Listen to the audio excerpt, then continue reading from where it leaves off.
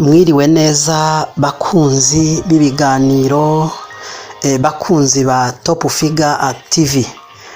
By'ukuri turabaramukije abandi turahaye mwiriwe bivanye n'umwe wese aho aherereye. Igihe ni kinini cyari gishize tutabagezaho ibigezweho cyangwa se amakuru ku muhora wanyu wa YouTube Top Figure TV. Abantu benshi bari bamaze igihe batwandikira batubaza Top Figure mwagiye he, Top Figure byagenze bite. Noneho uyu munsi twagarutse by'ukuri tugarutse mu ishusho nshyashya, tugarutse kandi mu ishusho ije kugira kandi byinshi ibamurikira. Muri kino gihe rero hariko haravugwa amakuru y'itandukana ry'abakobwa babiri bavukana na manager wabo Murindahabi. Abakobwa nta bandi ni Dorcas na Vestine. Rero hariko haragenda havugwa ibihuha byinshi nkuko twagiye tubibabwira cyane se tubibemerera kuri Top Figure TV. Twabazaniye ukuri kubijanye n'itandukana ry'aba bantu. Mbega Dorcas ninde, Vestine ninde, Murindahabi ninde? Aba bantu bahuriye kuki? Abantu bafashanije iki? Ese mbega bageze kuki?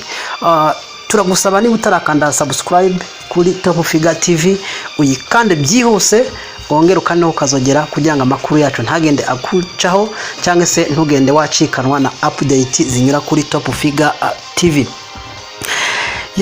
Vestine na Dorcas n'abakobwa bavukana bamenyekane cyane ku muziki wa gospel mu Rwanda, bafashijwe cyane na manager wabo icyo gihe ariwe Irene Murindahabi nkuko mwese mubizi. Wabafashije mu bijyanye no kwamamaza, gukora indirimbo no kubageza ku rwego rwo kumenyekana cyane nkuko mwese mwagiye mubibona.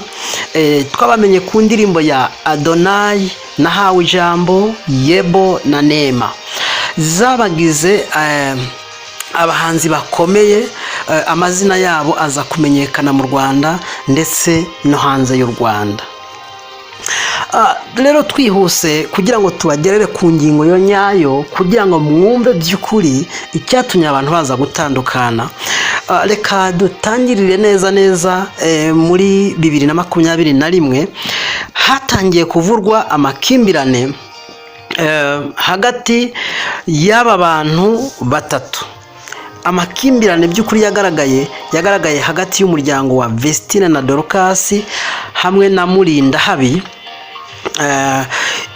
Mbese ayo makimbirane yarashingiye kuki? Nkuko mubibona, Murindahabi by'ukuri yari manager w'aba bakobwa kandi nta wahakana ko twese turemezanya neza ko afite aho yabagejeje. Ariko nanone umuryango wa Dorcas na Vestine baje hageze igihe baza gupfa.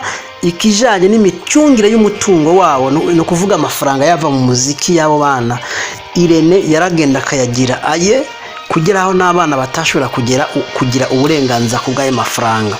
Ikindi kigira kabiri, abana nta burenganzira bari bafite bwo kwicungira channel yabo ya YouTube yakontorwa na Murindahabi.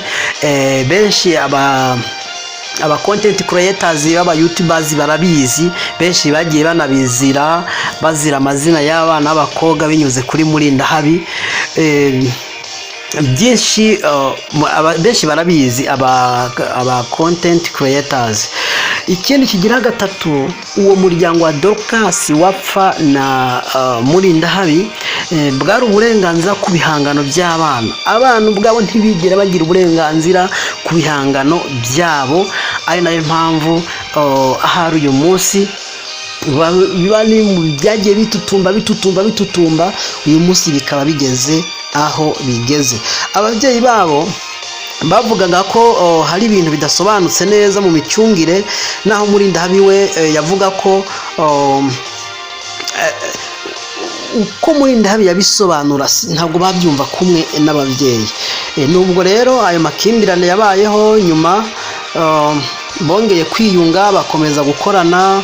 ibyo byatumye abafana benshi batekereza ko ikibazo cyarangiye, atabibazo bigihari hagati ya Vestine na Dorcas na Mulindahabi.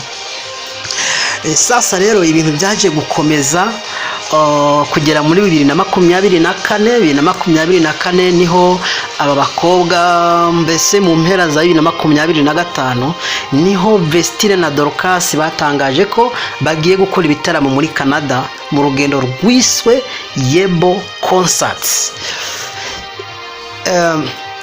Ubu rugendo rwitwa abana bise Yebo Concert, iyi yari intambwe ikomeye cyane kuri bo kuko yari turu yabo nini ya mbere yari igiye kubera hanze ya Afrika. Bageze muri Canada bakora ibitaramo nkuko nyene bisanzwe, kandi ibyo bitaramo by'ukuri byitabiriwe n'abantu benshi. Ibyo bitaramo byagenze neza, abafana babo barabishimira cyane. Ariko nyuma y'uru rugendo nibwo hatangiye kuvuka ibihuha byinshi. Ibihuha byinshi rero sibyo bihuha byaje bivahe, hari byava mu bafana, hari byava mu bari begereye Mulindahabi, nibyari bari begereye mu abakobwa ba Dorcas. By'ukuri byagiye ku ibintu bitari byoroshe. Nyuma y'ibitaramo bya Canada hagiye humvikana inkuru zitandukanye.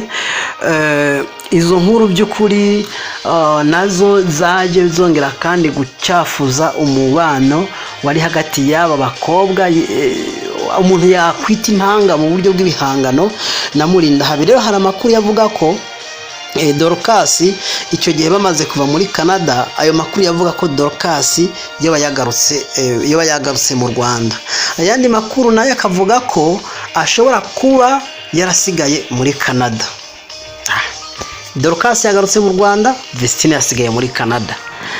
Ni ibintu wumva bitari bifite uko bisobanutse, ariko nyine y'amakimbirane agiye kuvuka nuko ibintu byose byaba bimeze. Ibi rero byakuye urujijo hagati y'abafana, cyane ko atabisobanuro birambuye yaba Vestine, yaba Dorcas, yaba Mulindahabi, cyane ko amakimbirane yo yasa n'ayamaze gututumba. Urumva ko ari no mu mpera za 2025 nta wigeze atanga umucyo kw'ibyo bihuha byavugwaga.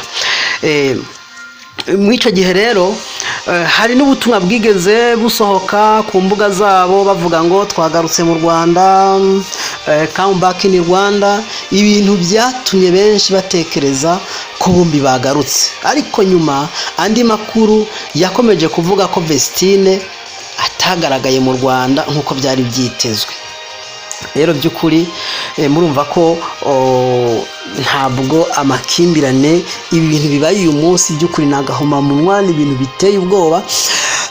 Noneho muri 2026 ubu nyene aka kanya turiko turavugana mu mwaka 2026, inkuru nshya yasohotse yabaye kimomo rwose hanze, yabaye kimomo ivuga ko Vestine na Dorcas batandukanye na Irene Mulindahabi.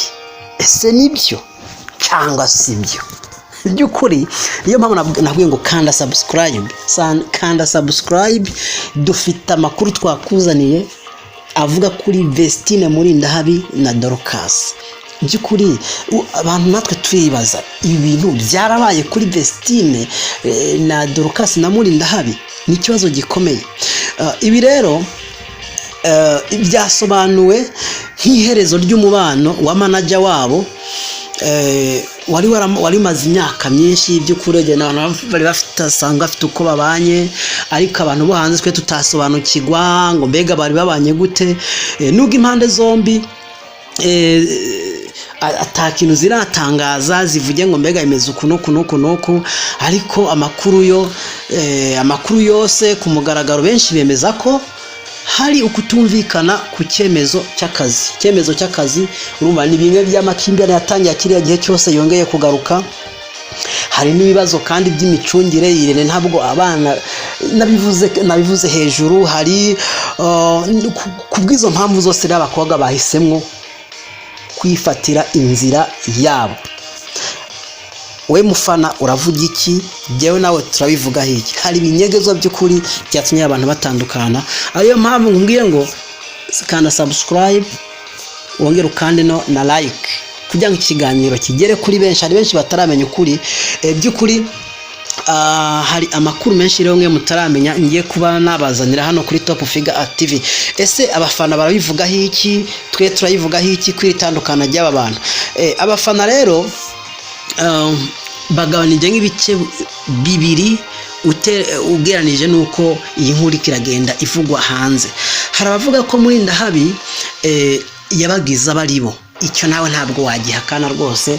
Murindahabi niwe wagize Vestine, niwe wamamaje izina rya Vestine, niwe wamamaje izina rya Dorcas. Abandi bafana bakavuga ngo ariko Vestine na Dorcas nabo ubwo bafite uburenganzira bwo kwihitiramo icyerekezo, nicyo turacyemera. Ariko se baje guhitamo icyerekezo byagenze bite?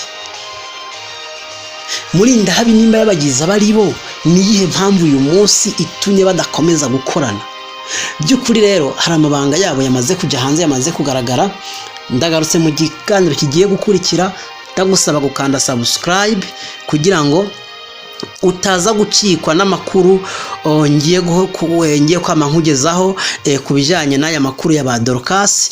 By'ukuri ntabwo byoroshe, uraza gutangara, uraza kumigwa niwumva aya mabanga yabo, niwumva igitumye aba bantu batandukana. Abantu twari twizeye, tutari tuzi nka Murindahabi, twari twizeye tutari tuzi ko ibintu byaba. Amabanga yabo ubwo rero yamaze kujya ahagaragara.